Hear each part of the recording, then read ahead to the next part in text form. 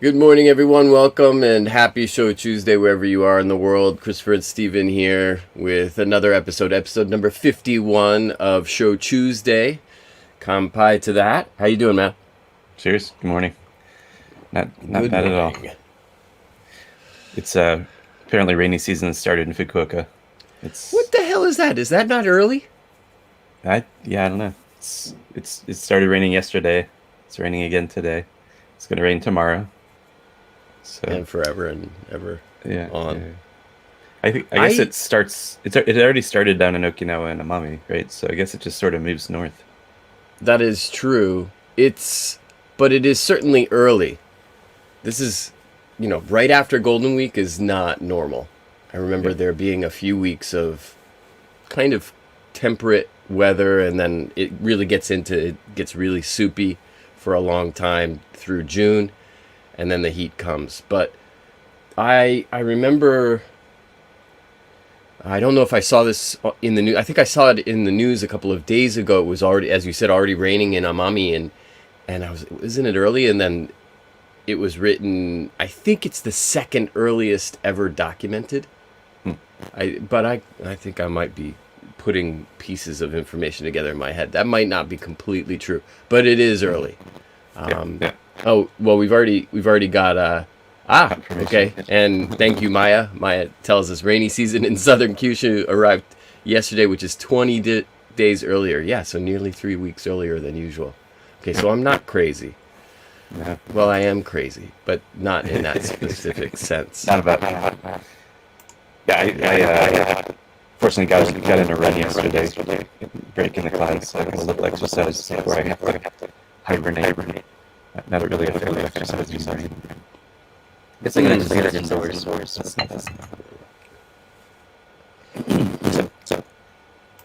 Not a fan.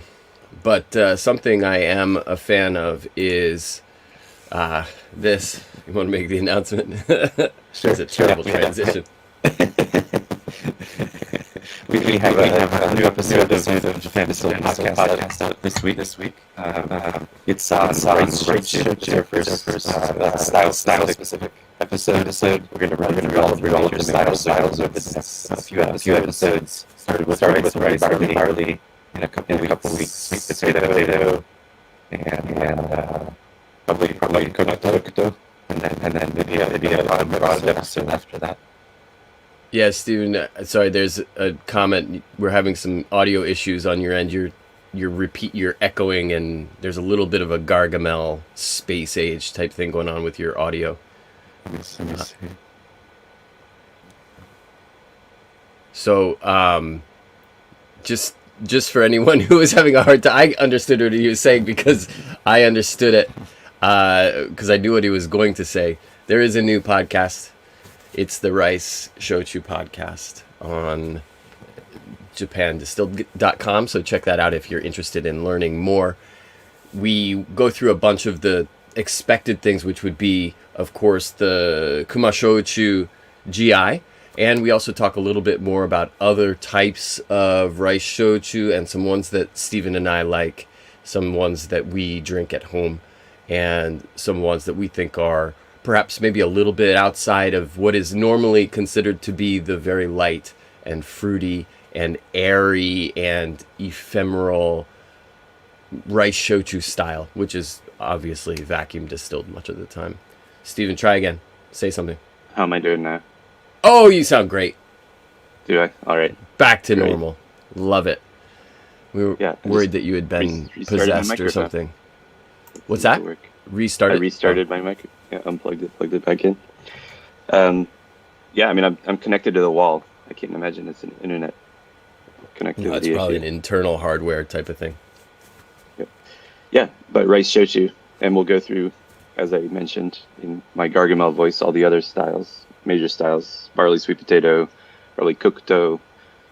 I don't know if we've got uh, enough to talk about with soba shochu with buckwheat, even though it probably is about equivalent to kokuto in popularity in Japan. Um, Mm-hmm. but we might just do sort of an overview of other styles, such as the aromatics and some of the less common substrates. Yeah. Right. But Yep. that's a couple months from now. We're going to run through those other major styles first. And the next one on the list of episodes to drop is going to be barley, right? And we already did that. Right. We already recorded that. We recorded that. have That's right. It's being edited now, and I'll be doing up the show notes. And we would appreciate anybody who has had a chance to listen to the Rice Shochu episode. If you have any feedback, any comments, any ideas about what you'd like to hear in those kinds of style-specific episodes, because we haven't recorded several of the future ones, so it'd be good to get a little bit of feedback. If there's anything you feel like you want to know that you're not getting. We have had some requests for information about production methods, getting deeper into those, but I think we'll save those for actual production episodes, as opposed to these style episodes, which are tended to be a little bit more of an overview. We've had questions about maturation, about filtration, about fermentation, time and temperature, how to make koji, all those sorts of things. So in the future, we'll get into those, but probably not. These episodes would be an hour and a half long, I think, if we try to get into that level of detail on each of these styles. Yeah, So, we don't get too deep into the undergrowth on a lot of that stuff. Just out of recognition that we don't have a ton of time. People aren't going to listen to a 80-minute long episode, or most people won't listen to an 80-minute long episode. So we do try to cut to the chase in that sense, but production methods, and I feel like it would be very helpful if we had, and this is obviously not the perfect conversation, not a great conversation for a podcast, but it is helpful to have a lot of visuals for production method type material. So I wonder if that's not a vlog, that more of a bringing in, because we've got so much video footage of the process, and we could very easily string together a bunch of pretty detailed, like, well, here's how they prep this is how they maintain the fermentation, the secondary fermentation at this distillery, and this is what it looks like at this distillery, and look at how big the vats are at this distillery. And putting together those different clips could be illuminating for a lot of people, especially since you can't come over here at the moment to see it for yourself, unfortunately. But yeah, anyways, please check out the most recent episode. What was it? Episode 12, I guess? 12, that's right. Yep. Not bad. All right. Yeah. We got all right. A little bit behind this dozen in there. Shochu'sday thing. Oh, wow. Okay. Started that later. Unbelievable. Okay, moving on. We'll come back to Rice Shochu a little bit more in a second, but we'll go to our normal booze news corner. What you got for us? Yeah. Well, we missed a holiday. I guess we should have announced it last week, but it was Kokuto Day. Actually, it's a 2-day celebration of Kokuto sugar, May 9th and 10th. Yeah. So put it in your calendars. It could be spoken as Kokuto, so May 9th, 10th. With a little bit of flexibility. You're right. Kokuto sugar. Where's my camera? Where is it? It's still not easy. Anyway, No. Kokuto sugar. I'm gonna have a snack. So good. Kokuto, if you think of the numbers, so 5, 9, May 9th, and 10, 5, 9, 10, Kokuto. Especially with the first one, if you're a little bit creative, it works. And so it's not just one day, it's 2. And That's right. Kokuto is a couple of days to celebrate Kokuto Shochu and to drink copious amounts of it. Don't stop drinking. Don't ever. And we missed it again in terms of not prepping and seeing it coming, and then it wasn't until the morning of the 9th when I was like, oh yeah, didn't have this in the calendar again this year. So it went in the calendar. I should probably put a couple of alarm bells on that one so that we can plan ahead next year. But It was right before we started this last year, so don't think it got a mention, but I do know that we had some conversation somewhere about it. So I don't think we actually forgot it last year. I think we knew it was coming. last Just year, forgot maybe, this year. yeah. We probably had at least a week's notice on that one. But anyways, yeah, so put it in the calendar so that you know to celebrate it and know to have Kokuto Shochu at the ready for the beginning of that 2-day quote-unquote holiday. You heard it here most recently. And bringing it back to, I guess, well, booze news. I don't have any specific news from the rice shochu industry, but I think what I want to talk about vis-a-vis rice shochu is atmospheric distilled rice shochu today, which you and I probably, I think it's safe to say, prefer. Oh, I don't want to say that too loud. Please don't repeat that, anyone. Because most rice shochu is vacuum distilled. And when I say most, let's put a number on it. I would say, geez, what percentage? Probably more than 85-90% of rice shochu, by volume, way more than 90% is vacuum distilled. I'd say by volume 95%. Probably. Yeah. By In number terms of brands, of maybe rice shochu 85%. makers, maybe it's a little bit less than that, but the vast majority of the industry has moved on from, when I say moved on, it's not like it's not that regular atmospheric distillation is inferior. It's that the industry got its hands on vacuum stills more than 40 years ago, and they realized the really soft and light and tropical flavor profiles that could be created from that type of still. And they, I guess is the word abandoned? They largely abandoned atmospheric distillation several decades ago and never really looked back, most of them. A few makers hung with it, and they tend to be smaller makers, and they kept doing what they had always done. And I think, I can't really comment on, although we did have but that would have been vacuum distilled too. There's a Sengetsu expression that's how old? 30 years. So that probably would have been vacuum distilled as well. I think maybe not. No? It's got quite a bit of depth, and I don't think that just comes from the aging. I don't think a vacuum distillate's going to get deeper and richer with age. I think That's a fair comment. Get dull. But no, Sengetsu does still make. They have atmospheric expressions in their portfolio currently. They're not easy to find, but if you visit the distillery in Hitoyoshi, it's not far from the train station. They have a nice tasting room and that sort of thing. They've got some atmospheric distillate that they sell. So they're still playing in that space. Somebody like Takahashi, I know that they have one, but I've never seen it outside of the distillery showroom or outside of the gift shop. I'm not sure I've ever tried it. No, I must have tried it because I've been through some in-depth tastings up in the office on the second floor.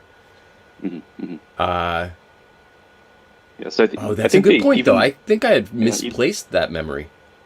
Even the big boys are still making a little bit of it, but they do it sort of to maintain the tradition, I think, rather than as something that they're focusing on. And I think that's partly consumer preference. I think people prefer to drink these lighter expressions most of the time, which is, a good thing. And you're right, there are smaller distilleries that focus on it, but they're very hard to find, even in Japan most of the time.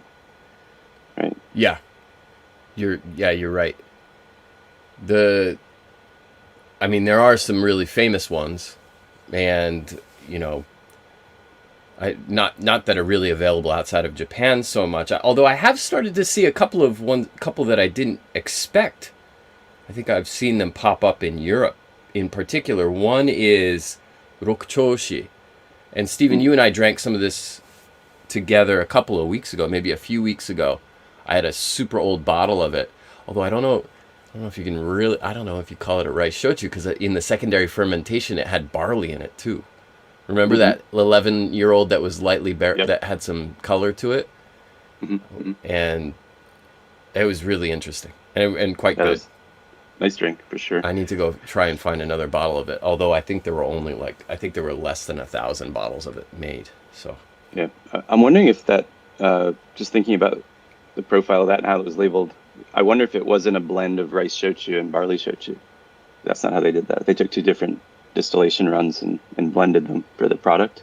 I think they didn't explicitly state that on the packaging, but it did say like It's just sort of the way yeah. that they laid out the ingredients list. It looked like that might have been what they did. I doubt that they were in the same fermentation at the same time. That's not something I've seen. But if we have to, I mean, going back to brands that we love, and I didn't actually specifically on the podcast pick this bottle up, and I didn't drink it during the podcast. But Mushagaishi is, for both of us, one of our favorite atmospheric distilled expressions. Very Absolutely. small maker, Jufuku Shuzo, and it's the thing that, the only thing I can really say about this type of rice shochu is that it just has way more grain. It has a little bit of nuttiness. It has a lot more dairy or lactic going on than what you would be accustomed to if you drink a lot of vacuum distilled rice shochu. And it plays, obviously this is going to make me a fan pretty quickly. It plays a lot better with heat. So if you take a great rice shochu like Torikai and you try to do it oyuwari, holy crap, it blares. It really, those tropical notes get all sorts of sideways. It's not going to be, you would have to do it just right. And I haven't figured out how to get the heat right and the proportions right. I gave up a long time ago on figuring out how to get that to play with hot water. But these atmospheric distilled expressions are a lot easier to deal with, and some of them are very happy with the heat. It's just like sitting in a hot tub, and it works very, very well, and I'm a big fan. So Mushagaishi, if you can ever get your hands on this, I highly recommend it. Absolutely. It's one of my favorite distilleries anywhere. It's a lovely, lovely family that runs it. The Jufuku family. They've got it basically. The distillery shares a wall with the family home. The aging room with all the ceramic pots is actually the entryway into the family home. Right, you have to pass through that to get back to the house. Really, really tiny place, smallest distillery in Kumamoto, and they don't have a vacuum still. Right, they've got one still. And it just they don't have the space. Really, yeah, they do not. But just this delicious atmospheric distilled shochu, and actually, the Toji Ryota is a fan of he sort of introduced me to what's become one of my favorite drinking styles is the kanroku. Kanroku. So you heat the shochu atsukan like you would heat a sake. And then you pour that over a big ball of ice, and the heat really changes the aroma, and then the ice just makes it pop. It's a fascinating way of drinking it. You just have to be patient as you heat it up, and you don't want to burn it, and all of those things. But there's some really artistry involved. I like it. Absolutely, yeah, especially really, if really you nice. have one of those hot water baths at home, meaning one of the countertop ones.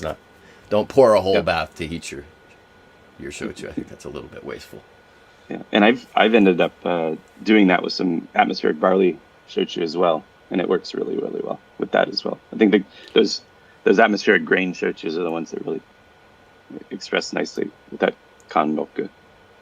Yeah, and in that sense, awamori is surprisingly good sometimes with hot water. Something that when you're in Okinawa might not be the first thing to occur to you to heat it up because it's already pretty damn hot down there. I saw it was close to 100 degrees Fahrenheit there the other day already, but it is really good. It makes a lot of sense now that you've got a higher ABV, average ABV on awamori, so you might want to adjust the ratio of water to awamori accordingly.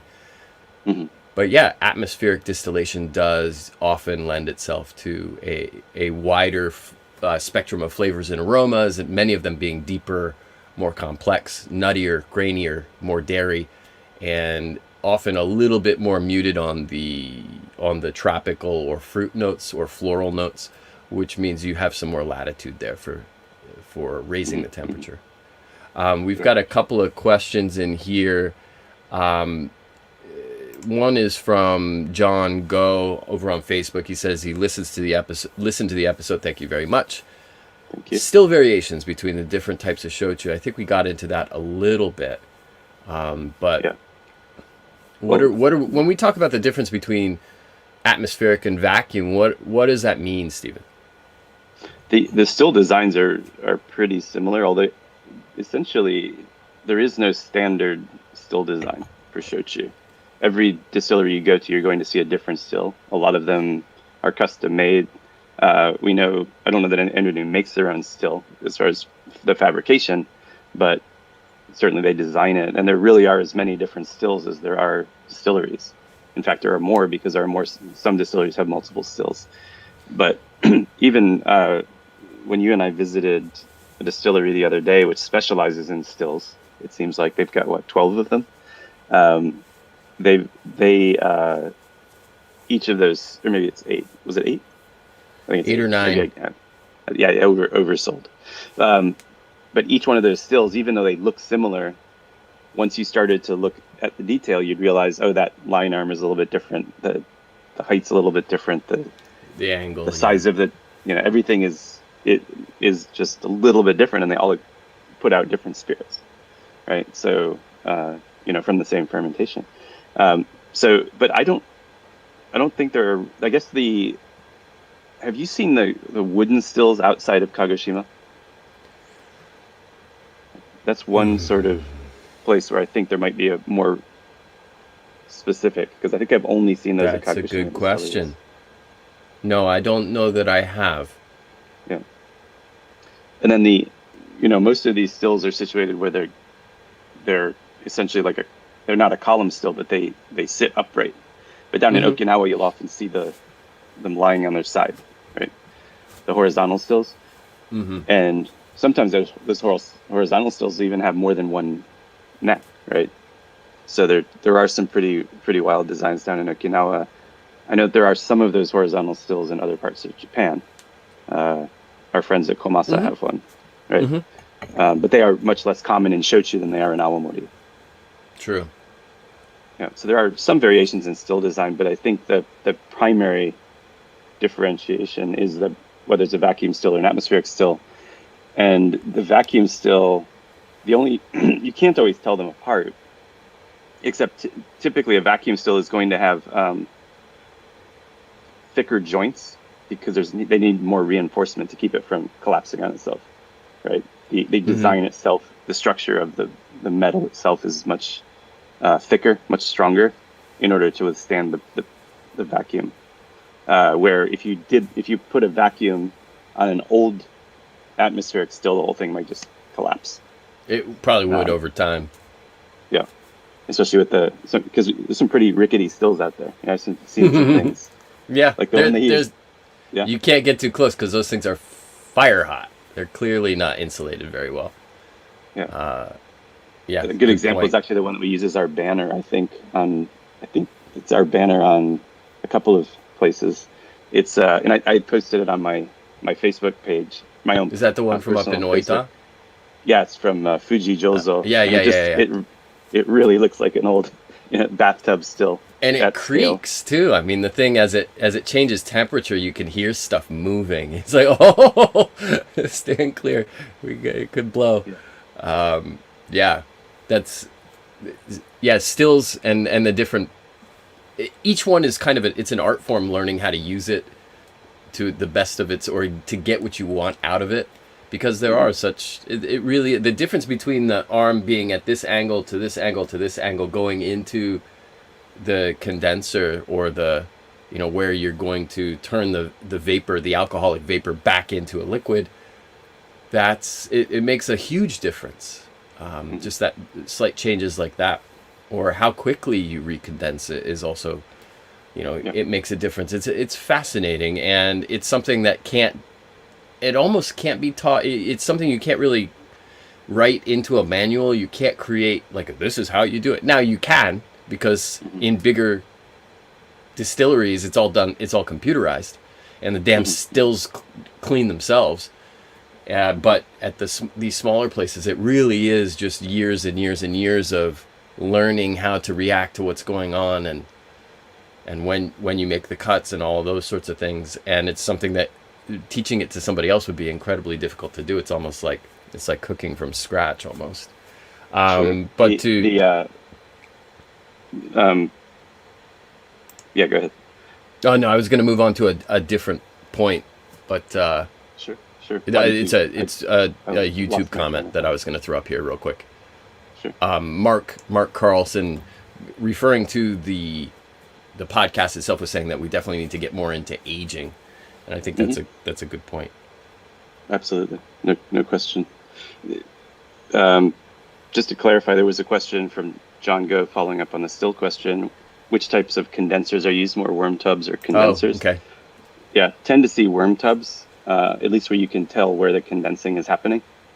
That's what I normally have seen in at least smaller production facilities. We may have condensers in some of the big boys. Yep, worm tubs. There's which distillery was it? I think it was at Hombo.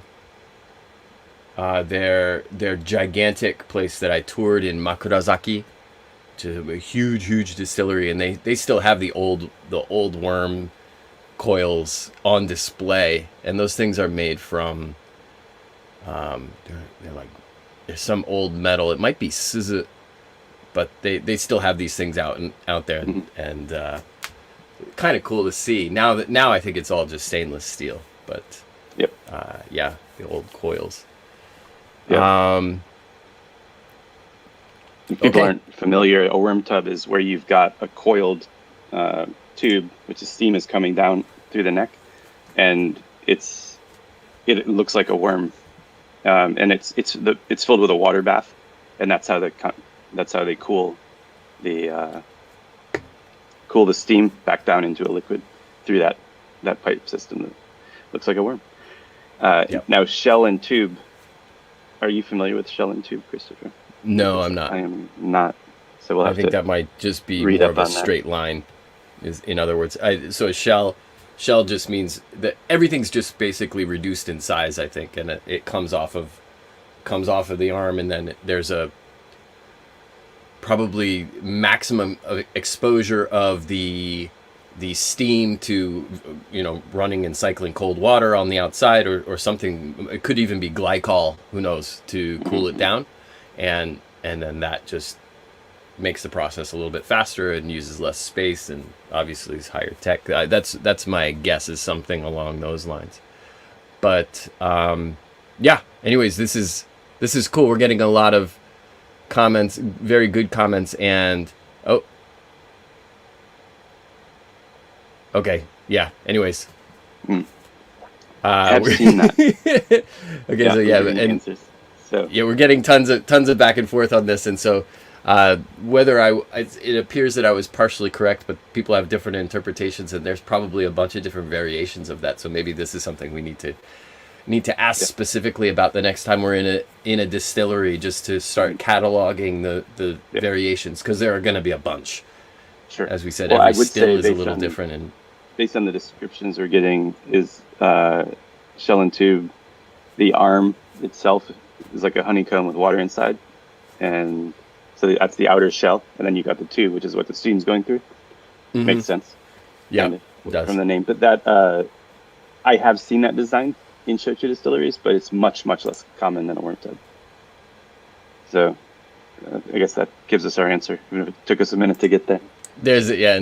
So we're talking, as John summarizes, we're talking about generations of technology here, reducing the size over time of how Sure. much floor And- space these things require. Yeah, and just I remember what else I wanted to mention on the still design is these vacuum stills. You don't have to go full vacuum or full atmospheric. You can put on a soft vacuum or a light vacuum, so that you would get a more middle of the road expression. And there have definitely been times when I've been at distilleries and I've asked them, is this vacuum or is it atmospheric, as if it's a binary question, and they'll look at me, and that's when I realize, there's something else, and so they'll put and I think probably, we say Yamasemi is an atmospheric distillate. My strong suspicion is that it's a partially vacuum distillate. It's so light and clean compared to the other, fully atmospheric rice shochus we've had. Unless they're just doing something with a really, really soft fermentation that doesn't have a ton of character, I don't see how they're getting that particular profile from an atmospheric still. So I think there might be a partial vacuum on it, although that wasn't clearly expressed. and this lends itself to the conversation of the more modern stills that are available, and everybody has them now. If you buy a still these days, it's invariably a hybrid still, right? Which can, which allows you to change the temperature at which the moromi, the mash, will boil inside of the main pot, and that's controlled through steam injection, of course. And if you create a vacuum inside that pot, then you can lower the temperature of the boil. The low, I've seen pretty good vacuums created on the moromi, and then you get something that boils at closer to 100 degrees Fahrenheit, which is crazy low. Yep. And then you would have a normal boil at something below, you gotta stay in the low 170s before you start getting 180s, 190 degree range for shochu, so that the alcohol is boiling off and the water itself is staying put. But anywhere in between is this medium range where you've got a whole bunch of different possibilities. So the amount or the extent of the vacuum that is created inside the pot does affect the temperature of the boil, thus the resulting product. So That's Bill's comment about the amount of pressure affecting flavor, or the amount of pressure, or on the other side, the lack of pressure, I guess, as it were, when you're creating a vacuum. Yes, it absolutely affects the product. Yep, no question. So, and even, within the whole concept of a pot still, we've seen baffles in the neck where so it's almost like a column, right? It's got metal plates that allow it to make a cleaner distillate, and there's nothing wrong with that. That's a gray zone. It's a gray zone because each one of those plates is almost like it's kind of like another distillation. Each one of those bubbler plates, but I don't know. We're not gonna get into that just yet, because that's a can of worms, like big fat worms, big fat angry worms that will not get back in the can. So anyway, maybe move on to the last section here, and thank you everybody for your interaction and your questions and your comments. That's very fun. We'll have to definitely leverage that more and more in the future. Newly opened. What you got? Sure. All right. Well, what I opened most recently was this Sakimoto. Oh, I am 33%. And this was a special bottling. This was bottled in 2017. There's no information about whether or not it's a koshu, so it probably isn't. So kusu, right? So it's not an aged expression, but really, really interesting drink. It's Sakimoto. This distillery has a very signature sort of almost vanilla caramel flavor in everything I've tried from them. It's just, and it's in the young stuff, it's in the old stuff. It's always there. But what made this one really interesting is there was a pretty strong acidity, which you don't always find in shochu. We have seen it here and there, but this Sakimoto little bottle, I'm not even sure if you can find it in Okinawa. This was given to us by a really nice shop owner at that Yatai Mura in Naha, on the Kokusai Dori, the international street, Yatai Mura. After we bought a lot of drinks from him and talked to him about awamori for a couple of hours. So, did you get one too, or did you not? I got a different one that is, it's in the other room. I haven't looked at it in a while, but I'll have to crack that one open at some point. It's not the same bottle. This is the distillery that that mystery pot was from, the mystery pot awamori, which I actually reloaded on their kusu when I was in Okinawa to refill that pot. But this is a younger expression from the same distillery. We tried to visit them, but they weren't open for business yet because they just moved. They did. They relocated, and they used to be in the Sanka district near Shuri Castle, and now they're up in basically almost the middle of the island. They're out in the countryside. And hopefully they brought the house yeast with them because stuff's delicious. It'll be interesting to see. Really. They're already putting out product from the new place. Are they? Okay. Yeah, so I think a comparison is certainly possible. For a minute there, it was very, very difficult to get any Sakimoto product because they had ceased production for a while, for a decent long while. And So everybody was kind of scrambling to get it, as were Stephen and I. But there's product back on the market, and by all accounts, mostly just because the Toji is he's very well regarded. There's been no drop off in quality, so that's very good to hear. I haven't had anything from the new place yet, but I'll be interested to get my hands on it when I'm back down there and do a side-by-side tasting. Try to get a little bit of a vertical going. For sure. How about you, Christopher? What'd you open recently?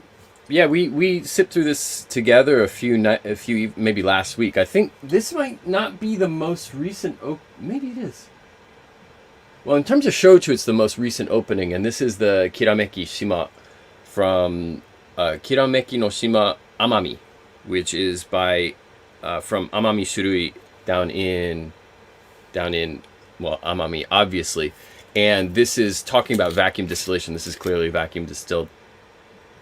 Very, very nice and light. It actually changed since we opened it. If you open your bottle again, because I know you have a bottle too, this one came in the mail. And it when I first opened it, it had this tropical feel to it, but there was that light soapiness that sometimes gets in there. It's like there's something a little bit soapy about it, but after it off gases a bit, you can see how much we both liked it by how much we drank. So we had a little sip of it, but now it got darker. Oh, it did. The sugar is the brown sugar. The kokuto sugar is like coming out more. It's standing up, and now I think I might like it more. In fact, I'm going to pour a little bit of that just right now because I always have a tasting glass next to me. So just to give it a little swirly swirl. I don't get any of the soap this time. Oh, that's a lot better. It's funny, we're learning more and more that sometimes you just have to let shochu decant a little bit. And I never thought I'd say that about spirit, but sometimes it just needs a second to breathe. And by second, I mean 4 or 5 minutes. Yep. And then you get something that it just evolves really quickly as it gets a chance to sort itself out. So many of these products, and I'm not necessarily saying this is one, are really lightly, abusively, inattentively filtered. And so you do get a lot of the oils in there. And the oils, depending on how long they've sat in the neck of the bottle, can really start to reassert themselves. And sometimes things can congeal and group and express themselves in ways that were unintended. And that's why a lot of the time folks who make very lightly filtered shochu are loath to let it sit on a shelf for more than a couple of months, because they're just like, I don't know what's going to happen inside that bottle, so you all have to drink it. It really is kind of like the Beaujolais Nouveau type of feel to spirits, which is awesome. It's so much fun. It would be nerve-wracking if you were the producer of this type of thing, but it's pretty cool when you think about it. Yeah. And it's fascinating from a consumer standpoint. Yeah, I'm not sure I've ever had something go completely off, though. No, neither have I. Now, the one thing is the Shinshu, the Shinshu lose a lot of their volatility the longer you let them sit. And for me, that's a good thing, because I'm not a huge fan of Shinshu because of those off gases and things. So I find them much more tolerable after a few months in the bottle. This is much more interesting than it was late last week when we first tried it.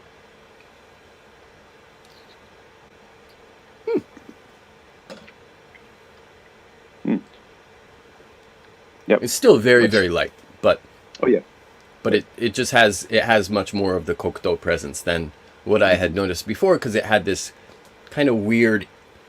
Is it going to be tropical? Is it going to be this guava thing that it's sort of leading to, or is it going to be a little bit, why is it soapy? That type of thing. And it really just needed a little air. That's all it needed. Yeah, the soap's almost completely gone, which is nice. Yep, and it's got some. Yep. That's a weird one. It's clearly vacuum distilled, but it has a little bit of unctuousness to it. Very cool. Anyways, I think we're closing it. That was 40 minutes, so let's start to wrap it up. Everybody out there in Shochu'sday land, very glad to see you all again this morning. It's 10:40 Japan time. Steven, you got any closing thoughts? Yeah. No. Not really. This was not really episode 51 in the can. of these, 51. Next week is the Shochu'sday. full year episode. The 1 year. Would it be the 1 year anniversary, or is the 53rd episode the 1 year anniversary? I think 52nd marks the... Okay, we'll call it the 52nd. Next year is the 1 year anniversary. 52 weeks in a row that we've been doing Japan Distilled. It's evolved quite a bit over that time. And I think I'm slowly starting to figure out how to use the technology, mostly for everyone out there's benefit.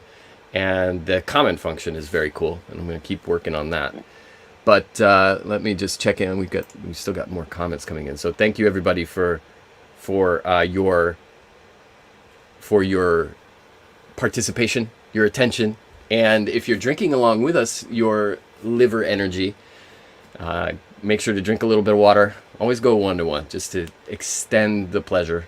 And we will be back again in 7 days with another episode of Japan Distilled. In the meantime, please keep commenting and keep on interacting together and talking more about these amazing drinks from Japan, Japanese shochu and awamori. And you can find us, of course, all over the internet on social media. Japan Distilled is very active on Twitter and Instagram and Facebook. So tune in and comment and tell us what you found.